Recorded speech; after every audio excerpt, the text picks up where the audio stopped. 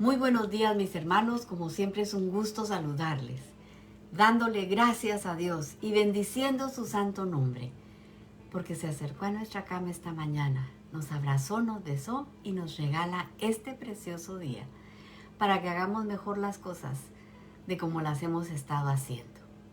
¿Qué vimos ayer? ¿En qué nos quedamos? Vimos la forma tan sincera que Jesús les hablaba a los fariseos que ellos no querían escuchar las enseñanzas de Jesús. Terminamos el capítulo 8 y el último verso donde leímos, lo voy a leer de nuevo porque ahí fue donde casi apedrean al Señor por las cosas que les estaba diciendo a los fariseos. Termina el capítulo con el verso 59, fíjese, y dice que tomaron entonces piedras para arrojárselas, pero Jesús se escondió y salió del templo, atravesando en medio de ellos, y se fue.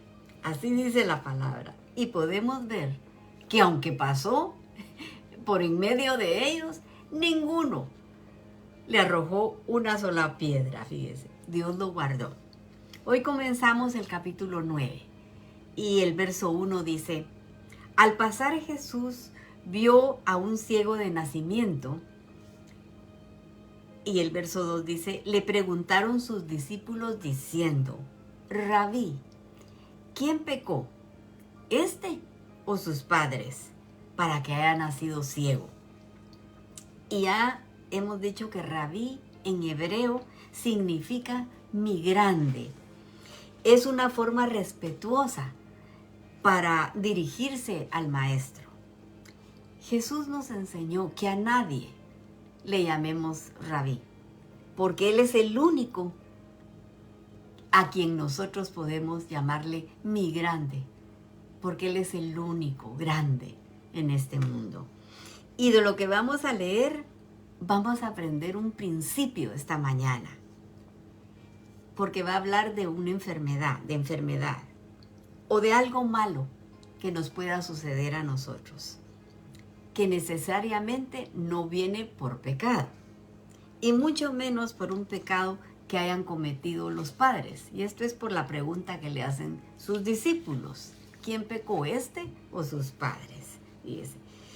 Porque está escrito en la palabra de Dios que los hijos no pagarán los pecados del padre, y los padres no pagaremos los pecados de los hijos tampoco. El alma que pecare, esa morirá, dice la Escritura. Cada quien es responsable de su propio pecado.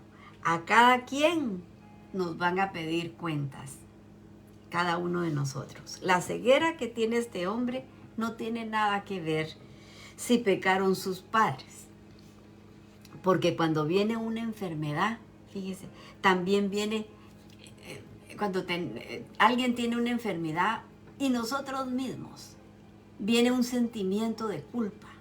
Ay, pero ¿por qué estaré yo pasando esto? Y siempre pensamos en un pecado. La realidad es que a esta vida nosotros venimos para ser probados. El Señor quiere saber qué tenemos nosotros en nuestro corazón. Fíjese. Y mire cómo les va a responder Jesús. El verso 3 dice: respondió Jesús: no es que pecó este ni sus padres, sino para que la gloria de Dios se manifiesten en él. Mire qué respuesta tan linda, mire. Muchas veces pensamos que las enfermedades que tienen los demás o que nos vienen a nosotros mismos, fíjese, es por pecado. Pero no tiene que ser así, porque aquí Jesús está diciendo, mire, que ninguno de ellos había pecado, que era para que se manifestaran la gloria de Dios en él. Así es. Entonces, para que Dios haga algo en nuestra vida, a veces todas esas pruebas, esas enfermedades nos vienen para que el Señor nos abra los ojos, despertemos, fíjese. Y también para testimonio de las otras personas. Él quiere hacer algo en la vida de nosotros. El verso 4 dice, me es necesario hacer las obras del que me envió. Entre tanto que el día dura, la noche viene cuando ya no se puede trabajar. Y aquí está queriendo él decir que ya queda muy poco tiempo para que él vaya a ser arrestado. Y van a venir las tinieblas después de que él se vaya. Pero en este momento dice que aún es de día, es necesario hacer las obras del que me envió, está diciendo Jesús. El 5 dice, entre tanto que estoy en el mundo, luz soy del mundo. Dice, Jesús es el perfecto representante de todo israelita. Jesús es la cabeza de Israel. Jesús es el máximo ejemplo de aquel que diga que es hijo de Dios. Tiene que hacer, porque el Hijo de Dios tiene que hacer todo lo que hizo el Señor, a quien tenemos que hacer todo lo que el Señor nos enseñó cuando Él estuvo aquí en la tierra. Y hasta hay un verso en la Biblia que dice, si nosotros decimos que somos hijos de Dios, entonces tenemos que andar como Él andó. Porque estamos en este mundo, ¿para qué? ¿Para qué estamos nosotros en este mundo? Para hacer luz a este mundo que está en tinieblas, mis hermanos. Está escrito, el Señor nos dijo, ustedes son la luz del mundo. Y somos lámparas. Mire, y la lámpara se pone en alto, dice la palabra, para que todos sean alumbrados por esa luz, para que no tropecemos. Entonces, hagamos buenas obras, no para que nos adoren a nosotros y para que pongan la mirada en nosotros. No es para eso, sino que para que cuando los hombres vean las buenas obras, glorifiquen a Dios, que está en el cielo, que es el único que se debe glorificar. ¿Qué es la luz? La luz es la palabra de Dios. Es lo que alumbra nuestro interior. Las instrucciones del Señor. Eso es luz en nosotros. ¿Y cómo podemos nosotros ser luz para el mundo? Viviendo la palabra. Viviendo lo que aprendemos. Cada verso que nosotros aprendamos, entonces pongámoslo por obra en nuestra vida. Enseñémoselos a nuestros hijos, a nuestros nietos, a nuestros familiares, a nuestros vecinos. Compartamos nosotros esa luz. Eso es lo que el Señor quiere. El verso 6 dice, dicho esto, escupió en tierra e hizo lodo con saliva y untó en los ojos del ciego. Y le dijo, ve a lavarte al estanque de Siloé, que traducido es el enviado. Fue entonces y lavó y regresó viendo. Mire, y hay muchos comentarios que dice la gente, pero ¿por qué lo sanaría así? ¿Por qué escupió en la tierra, hizo lodo y se lo untó? ¿Por qué si el Señor sanó muchas veces solamente con decir la palabra? ¿Se acuerda aquel soldado romano que le fue a pedir por su hijo? Y le dijo, solo di la palabra y mi siervo sanará. Así le dijo. O sea, a Lázaro solo lo llamó cuando tenía ya días de estar en la tumba. Lázaro, ven fuera. Pero fíjese, nos preguntamos por qué. Fíjese que en la halajá, que es la interpretación de los judíos, ellos tienen en su enseñanza oral una serie de mandamientos de cómo guardar el Shabbat, de cómo guardar los mandamientos que están en la Torah. Fíjese. Y lo más probable es que ellos vayan a agarrar de excusa esto, que el Señor hizo lodo con su saliva. Fíjese. Porque van a decir que lo hizo en Shabbat. Y en Shabbat no se trabaja. Fíjese. Y Jesús, según ellos, está transgrediendo el mandamiento, fíjese, de guardar el Shabbat. Porque según ellos dicen que hacer lodo es trabajar. Y el trabajo está prohibido en el Shabbat. Porque aquí, de nuevo, ellos van a poner el enfoque en lo que según ellos está mal y no en el milagro que está haciendo el Señor. Ellos siempre van a encontrar una excusa cómo hacer caer al Señor Jesús, fíjese. Ellos, estas tradiciones que tienen y estos mandamientos que le han agregado a su ley oral, fíjese, las pusieron por encima de los mandamientos, por encima de la palabra de Dios. Fíjese. La tradición decía que no se podía trabajar en sábado. Y Jesús había hecho y eso, por eso lo estaban acusando. No se maravillaron del milagro, sino que cómo hacer para hacer caer a Jesús. El verso 8 dice, entonces los vecinos y los que antes le habían visto que era ciego, decían, ¿no es este el que se sentaba y mendigaba? Unos decían, él es. Otros decían, a él se parece. Él decía, yo soy. Y le dijeron, ¿cómo te fueron abiertos los ojos? Y respondió él y dijo, aquel hombre que se llama Jesús hizo lodo y lo untó en mis ojos. Y me dijo, ve al Siloé y lávate. Y fui y me lavé y recibí la vista. Entonces le dijeron, ¿dónde está él? Él dijo, no sé. Llevaron ante los fariseos al que había sido ciego. Y vean lo que va a pasar aquí, en el verso 14. Y era día de reposo, cuando Jesús había hecho el lodo y le había abierto los ojos. Volvieron pues a preguntarle también los fariseos, ¿cómo había recibido la vista? Y él les dijo, me puso lodo sobre los ojos y me lavé y veo. Y aquí en el 16 podemos ver la respuesta del Señor. Entonces algunos de los fariseos decían, ese hombre no procede de Dios, porque no guarda el día de reposo. Otros decían, ¿cómo puede un hombre pecador hacer estas señales? Y había disensión entre ellos. Jesús trataba de que ellos pensaran, ¿dónde en la Torah dice que es pecado hacerlo?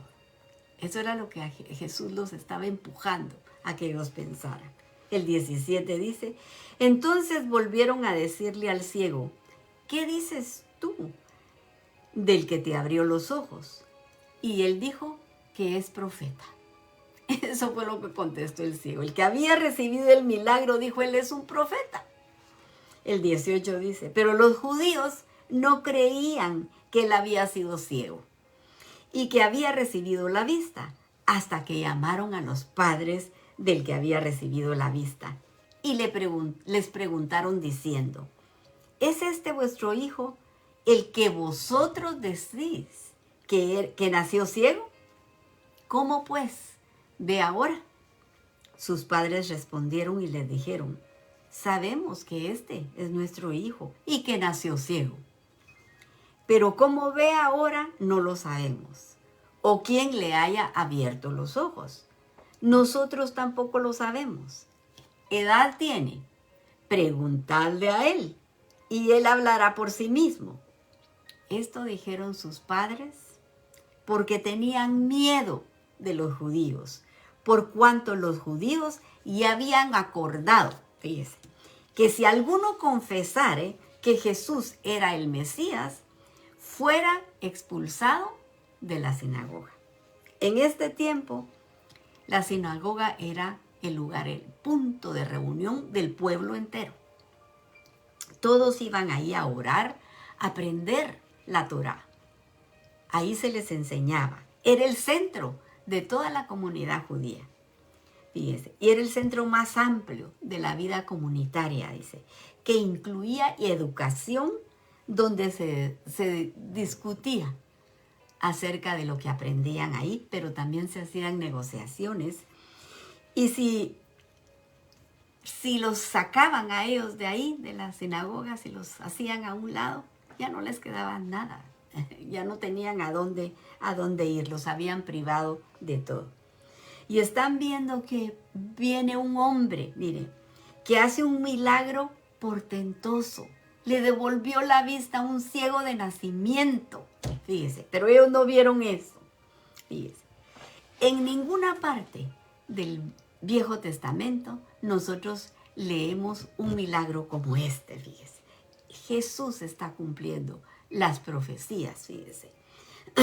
Como por ejemplo, y son profecías específicas, fíjese, porque está en Isaías, donde dice que cuando el Mesías venga, Él le devolverá la vista a los ciegos. Dice que el ciego verá, el cojo saltará, la lengua de los mudos, dice, hablará, los sordos oirán. Fíjese. Y Jesús está dando una manifestación clarísima que Él es, mire, el Mesías de Israel, pero no lo recibieron. Está cumpliendo lo que los profetas dijeron. Mire, ya hay una gran pregunta entre el pueblo. ¿A quién le creemos? ¿A la tradición de los fariseos? ¿O le creemos a los profetas? Lo que está escrito. Todos estaban discutiendo entre sí, no entendían y no sabían qué hacer. El 23 dice, por eso dijeron sus padres, edad tiene, preguntadle a él, porque tenían miedo de que lo sacaran de la sinagoga. El 24 dice, entonces volvieron a llamar al hombre que había sido ciego y le dijeron, da gloria a Dios. Nosotros sabemos que este hombre es pecador. Porque para ellos Jesús estaba transgrediendo los mandamientos de la Torá. El 25 dice, entonces él respondió y dijo, si es pecador, no lo sé. Una cosa sé, que habiendo sido ciego, ahora veo. Mire, este hombre sencillamente les da una respuesta perfecta. Fíjese. Él no se metió a discutirles, no, esto es lo que dicen los profetas o estas son lo que dicen las tradiciones, no. Él les habló con la verdad. Yo solo sé que yo era ciego y que ahora veo. Eso fue lo que le contestó. Y le volvieron a decir, ¿qué te hizo? ¿Cómo te abrió los ojos? Y él respondió, ya os lo he dicho y no habéis querido oír. ¿Por qué lo queréis oír otra vez? ¿Queréis también vosotros haceros sus discípulos? Y con esta respuesta, mire, los enfureció más de lo que ya estaba. Y le injuriaron, o sea, lo maldijeron. Y dijeron, tú eres su discípulo, pero nosotros, discípulos de Moisés, somos. Nosotros sabemos que Dios ha hablado a Moisés, pero respecto a ese, no sabemos de dónde sea. Y mire lo que contestó en el verso 30. Respondió el hombre, el que había sido sanado, y les dijo, pues esto es lo maravilloso, que vosotros no sepáis de dónde sea, y a mí me abrió los ojos. Ellos se jactaban mucho de ser discípulos de Moisés, que ellos eran hijos de Abraham. Fíjese. Pero si nos ponemos nosotros a pensar, un discípulo, ya dijimos, que es el que aprende del maestro y hace lo que le ha sido enseñado. Fíjese. Entonces, ¿cuál era la mayor característica de Moisés? A Moisés, que es al que ellos dicen que ellos siguen, dicen que era un hombre manso, fíjese. Se dice que era humilde, fíjese, manso. Un hombre, dice que el hombre más manso que había existido. La característica de una persona mansa es que es callada, que sirve a los demás en silencio, no interrumpe, tiene paciencia, no ofende a nadie y escucha a los demás. Una persona orgullosa es todo lo contrario de lo que estamos diciendo. Interrumpe, siempre tiene la razón, no escucha a nadie e impone su voluntad. Esa es una persona orgullosa.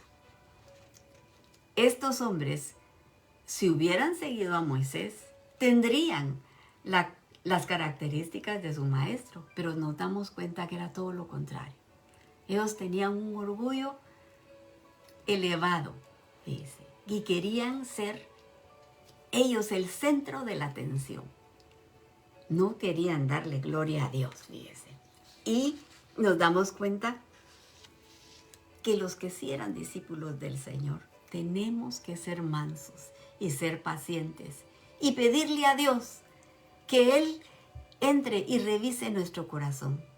Y si haya alguna chispa, alguna cosita de orgullo, pedirle de todo corazón que la quite, porque eso daña nuestra relación entre el Todopoderoso y nosotros. Aquí lo dejamos, pero le vamos a dar gracias al Señor por las peticiones contestadas y por las que están pendientes. Ayúdenme a orar para que el Señor nos escuche y nos conteste pronto. Te damos gracias, Señor, por hablarnos verso a verso, Señor. Gracias por esa instrucción de tu palabra preciosa, Señor, que nos hace vernos a nosotros mismos, Señor. Y te pedimos ayuda, Padre, para que seas tú el que quite de raíz toda planta que tú no plantaste en nuestro corazón, Señor. Y que si hubiera orgullo en nosotros, quítalo, Señor. Quítalo de nosotros, porque nosotros queremos estar junto a ti, Señor. Queremos oírte, Padre.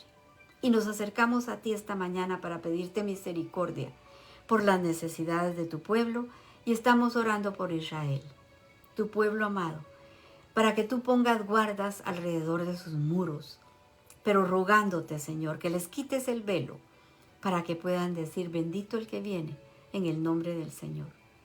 Y también te pido por mi Guatemala, Señor, para que seas tú el que les dé entendimiento y sabiduría a los gobernantes, Señor, para que el pueblo de Guatemala pueda vivir en paz. Te lo rogamos de todo corazón. Y Señor, aquí te presentamos las peticiones de tu pueblo. Y estamos orando por la petición que tiene el señor Marcelo Valdés, que está pidiendo sanidad para Rubén Valdés y también para Salomón Valdés. Que Dios los libre de toda maldad, que bendiga su vida, que prospere su economía, que les encuentre un trabajo, Señor. Escucha esta petición que está haciendo este hombre, Señor. Oramos por el hermano Eddie, por su pronta recuperación. Pon tu mano ahí, Señor. Y oramos por Wayne, para que sus exámenes salgan sin ninguna célula cancerosa, Señor. Ayúdalo tú. Por Gabriel, este jovencito de menos de 15 años, que tiene dañados sus riñones. Por favor, Señor, sánalo completamente. Y te estamos pidiendo por Carlos, para que pueda sacar su licencia de constructor. Sé tú con él, Señor, ayúdalo. Por Melissa, Señor, ayúdale a que le llamen a hacerse esos exámenes para que pueda regresar pronto a casa, Padre. Y te estamos suplicando por Mía Fernández, para que tú visites su casa y la limpies, Señor.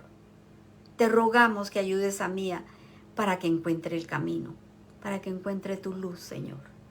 Y te presentamos a Mauricio Pineda, que tuvo un terrible accidente. Sánalo, Señor. Toca su corazón. También te suplicamos que te apiades de Blanca por esa operación que tiene pendiente de sus piernas, Señor. Sé tú en las manos de ese médico, Padre. Por Javier Fernández, ayúdalo, Señor. Tú conoces su situación. Protégelo, Padre. Y llena el corazón de Alicia, Señor, de tu paz, para que ella vea que tú todavía haces milagros, Padre. Por Antonio Caro, para que seas tú quien le haga justicia y lo ayude con esa corte que todavía le falta, Señor, para que vea ese gran amor con que le estás llamando. Por el hermano Emilio, por la hermana Angelita, que son los papás de Domingo. Ayúdalos, Padre. Son tus siervos, Señor. Sánalos. También oramos por Norma para que tú estés con ella hasta el final de los 9 meses, Padre. por Dylan Morales, este jovencito de apenas 15 años, que no está bien, Señor. Tiene agua en el cerebro y está sufriendo, Padre Santo. Le acaban de hacer otra operación. Tócalo, mi Señor, sánalo. Por Iván Avellán, seguimos orando con fe, por sanidad para toda la familia. Por Amparo Ortega, por su salud, tócala, mi Señor. Y ponemos a estas personas diagnosticadas con cáncer. Ana Bermúdez con cáncer de hígado. Héctor Ahumada con cáncer de hígado. Tócalo, Señor, sánalos. Y te suplicamos por José Cáceres con cáncer, Señor, en el intestino. Apiádate de él, mi Señor. Por Carla con cáncer de ovario. Pon tu mano preciosa. Por la señora Irma Fábregas, sánala, Señor, sánala tú. Por Luis Miguel García, tócalo, Señor.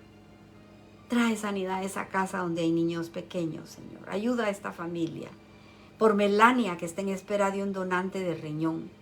Haz tú el milagro, Señor, te lo suplicamos. Y ponemos a nuestros queridos hermanos Molina, que son tus siervos y todo lo hacen con alegría de corazón. Manda ángeles a su casa, Señor, con un toque tuyo de sanidad. Por el grupo de jovencitas de Honduras que están siendo evangelizadas, las apartamos para tu reino, Señor, y los jóvenes que nos escuchan a través del internet, atráelos a ti, Señor, llámalos por nombre, porque ellos son el futuro de la iglesia. Y te pido que bendigas a los emprendedores, a esas personas que quieren salir adelante con trabajo. Dales nuevas estrategias, Señor, prospéralos. Y te pongo a mis hermanas, Señor, a la Clarita, que necesita un milagro en sus riñones, Padre. Pon tus manos ahí, Señor. Sánala, mi Dios. Por la Raquelita, destápale las arterias, Señor. Por la Carol, llena esas casas, Señor, de tus ángeles para que las cuiden y las protejan. Por Audrey, Señor, es tu sierva, sánala, Padre.